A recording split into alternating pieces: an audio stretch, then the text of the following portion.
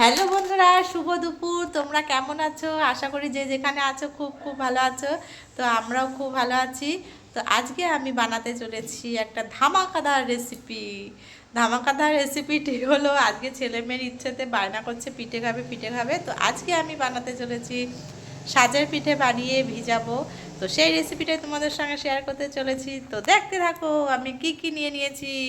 আজকে আমি নিয়ে নিয়েছি, এটা হলো ময়দা, আর এটা হলো চালের গুঁড়ো, আর এটা হলো সুজি নিয়ে নিয়েছি কিছুটা পরিমাণ। এই দেখো সুজি, এটা হচ্ছে এলাচের গুঁড়ো, এটা একটু লবণ নিয়ে নিয়েছি, গুঁড়ো না, এটা এলাচটা একটু ভেঙে নিয়েছি, আর নিয়ে নিয়েছি চিনি, আর এদিকে সাদা তেল, আর একটা বড় চাকি গুড় নিয়ে নিয়েছি, আর এদিকে দেখো দুধটা জাল দিয়ে ঠান্ডা করে নিয়েছি।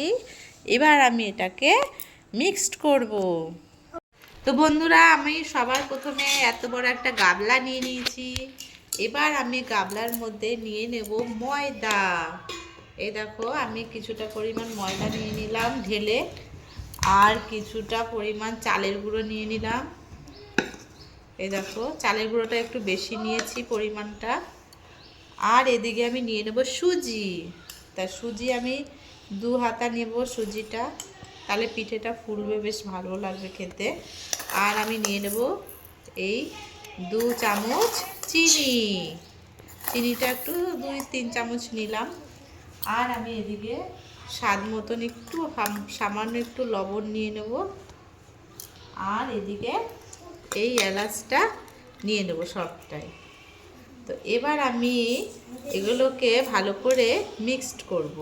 তো এই দেখো আমি নিয়ে নিয়েছি দুধ। এবার দুধ দিয়ে এটাকে আমি ভালো করে মাখাবো। দুধটা ঢেলে দিলাম।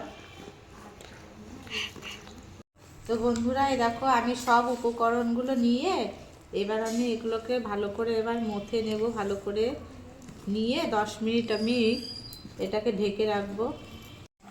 বন্ধুরা, এই দেখো গোলাটা পুরো রেডি হয়ে গেছে। এখন আমি এই গোলাটা গুলে আধা ঘন্টা আমি এটা ঢেকে রাখবো, তাহলে পিঠেগুলো ভালো ফুলবে। এই দেখো গোলাটা গুলিয়ে নিয়েছি সুন্দর করে। বন্ধুরা, আমি একটু বাগানের দিকে যাচ্ছি। ওই তোমার হচ্ছে পিঠেটা বানাতে কলার ফ্যাটটা লাগবে, তো সেটা আমি আনতে যাচ্ছি। তো দেখি আমাদের বাগানে আছে নাকি, একটা নিয়ে আসি গিয়ে। তো একটা দেখতে পেয়েছি আমাদের বাগানে রয়েছে, তো এখন নেব। বন্ধুরা, এই দেখো এই কলার ফ্যাটটা এখন কাটবো। এই দেখো আমাদের জমিতেই হয়েছে, তো এটা কেটে নেব। আয় বাবা, আয় এদিকে আয়। দেখো এই কলার জায়গাটা আমি এখন কেটে নেব। এটা কেটে নিলাম। তো এটা দিয়ে এখন আমি ইয়ে করব। তো চলো পিঠেটা বানাবো।